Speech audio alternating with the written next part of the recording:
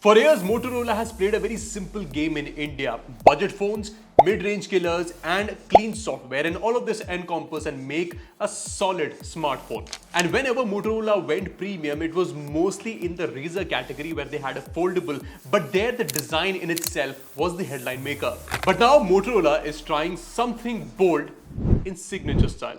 They're walking straight into the most aggressive segment in smartphones, which is the flagship segment. I mean, this territory is already commanded by the iPhones, the OnePlus, and also the Samsungs. So why and what is Motorola doing here? And Motorola is saying that we have already won the customers in the mid-range and the budget segment, and we want to be a little adventurous in the flagship segment with the new Motorola Signature. But the big question here, is this really a true flagship phone, or is just Motorola using its brand name in India and saying, okay, let us also experiment in the flagship category with this one? Let's break it down. Let's talk first about the design. At under just 7mm thin at around 186 grams, this is one of the slimmest true flagships that you will find.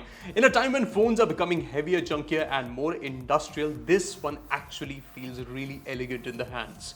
Now, it's been made using aircraft grade aluminium, there's fabric finish at the back, and it's not something that is screaming for attention, rather quietly sits confident and says, okay, I am premium, but I am not outlandish. But here's the catch, it still looks like a Motorola, and in a flagship space, familiarity can be a problem. You see, when someone pays close to $1 lakh in India, they want the design that instantly stands out and doesn't look like a mid-range phone, because the signature is strikingly similar to the likes of the Moto H70 and also the Moto budget devices, which kind of plays against this flagship phone. And if that is not a deal breaker for you, then this is a good smartphone to have in the hands. And overall build quality is absolutely top tier. You're getting IP68 plus 69 certification, military grade durability, Gorilla Glass Victus 2, and yes, the phone is really slim, but it's been built like a tank. So even if you're a hard handler, you don't have to worry about it. Talking about the display, you get a massive 6.8-inch AMOLED display, 165Hz refresh rate, you get Dolby Vision and also Pantone accuracy. And the peak brightness is almost the top right now when you talk about smartphones in this category. Scrolling is butter smooth, HDR content looks cinematic, and gaming also feels really good. The only nitpick I would say is that this one comes with a 1.8K display, whereas flagships in this category usually have a Quad HD Plus display. Although visually it doesn't really bother me that much, but on paper, yes, slight disadvantage. Inside the phone, the Motorola really flexes hard because this one comes with a Snapdragon 8 Gen 5 processor and liquid metal cooling with support of copper mesh thermal system. And really benchmarks really speak volumes about the capabilities of the smartphone because it is blazingly fast. You run any applications on this one, you will not have a problem. But the real story here is the software, because Motorola is running Hello UI, which is clean, stock Android and refreshingly calm in a world of these overloaded screens that you see with a lot of bloat, and Moto has done a good job of keeping everything pretty sorted. There is no visual noise, no unnecessary duplication, and some of these neat AI features also enhance your overall experience. So most of these features would quietly sit in the corner and won't really bother you in terms of the overall experience, but it's a good thing to have in 2026. If your phone doesn't really have AI, then you're kind of missing out on some of these little, extras. Add to that, you also get 7 years of OS and security updates, and suddenly this doesn't feel like it's here for a short-term relationship. And I feel that this one is going to be with you for long-term. Something that I cannot say about my dating life. Where it still lags behind is Apple's and Samsung's ecosystem gravity. I mean, you have all of your watches, your tablets, your computers that both these companies offer you, and Motorola is trying to get into that game with a new smartwatch in the market, but it doesn't really have a pure ecosystem, and that's where it gets left behind in the whole flagship ecosystem and that entire game.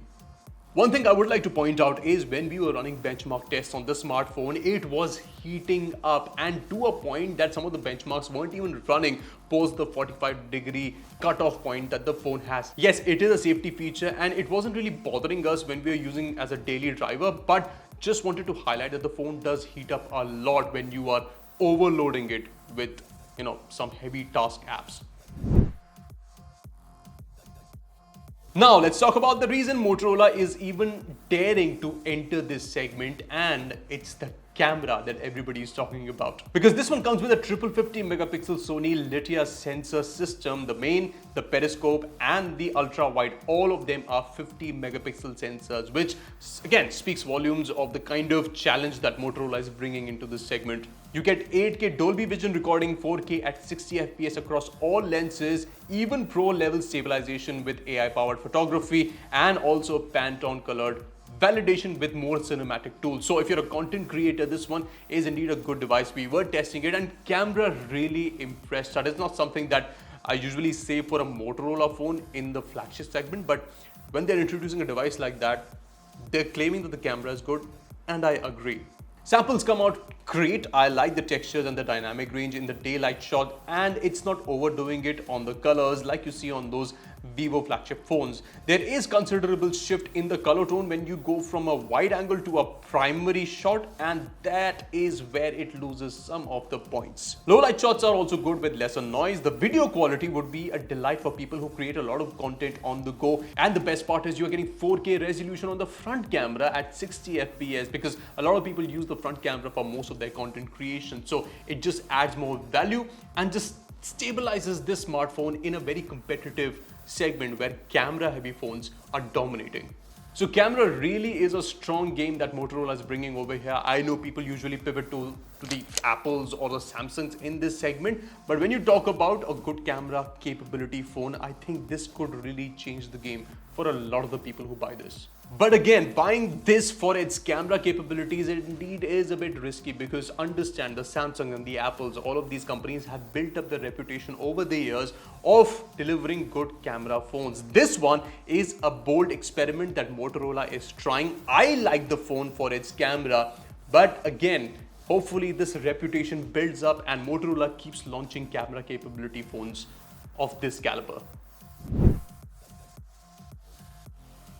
Now, practically, a 5200 mAh silicon carbon battery in an ultra thin body is impressive engineering. You're also getting 90 watt wired charging and 50 watt wireless charging, and even reverse charging with this smartphone, so you can just plug any smartphone and start charging. However, I appreciate that the engineering that has been done over here, because this one is very light in the hand, and an excess of 5000 mAh to fit in this one is really good engineering. In daily life, we found it good to get us through the day and even tops up really fast, because that 90 watt charger comes bundled in the box, which is always a good thing to have. But in 2026, in a flagship, some rivals are already pushing the 5500 to 6000 mAh narrative. While this battery is good on paper, it does lose out to some of the competitors that are already offering massive batteries. I know that the OnePlus is offering 7000 mAh, so 5200 seems low. So to conclude, who is the Motorola Signature really for? I would say this is a phone that comes with flagship class performance. Yes, it's one of the most ambitious camera systems that Motorola has ever built. It's beautiful, slim, durable, everything bundled with clean software experience. And technically, yes, it does belong to the flagship category, but it is really a hard battle for this one, because it's competing with legacy brands, and to convince people to buy a Motorola flagship over a Samsung or an Apple is going to be really difficult, even for me. So to conclude, I will say, this isn't really a safe phone if you are wanting a pure flagship, but it is a bold choice if you want Motorola's brand value and also some of the top features that you can get in a flagship smartphone, because the processor is great. You're also getting a great camera system, and the display is one of the top out there. So yes, it's a bold bet. If you're okay with having a Motorola flagship in your pocket, then this is the phone to go with. And I understand there are a lot of people who want Motorola's clean software, because it kind of makes life easier, because no bloat, no customizations here and there, and you get a clean experience. And For them, having all of the flagship features in a Motorola phone just gives you more choice. So to conclude, I would say this phone could really break it or make it for Motorola, because if this one does well, I'm sure they will be coming out with more flagships in the market. Otherwise, this could be the end for Motorola in terms of experimenting with flagship phones. That's it for this video. Hopefully you liked the review of the new Motorola Signature. Let us know in the comment section what you feel about this new experiment, a bold move from Motorola in the flagship category. And if you have any questions, reach out to me and I will answer all of the questions regarding the phone or anything else that you want to know. This is Cyrus signing off.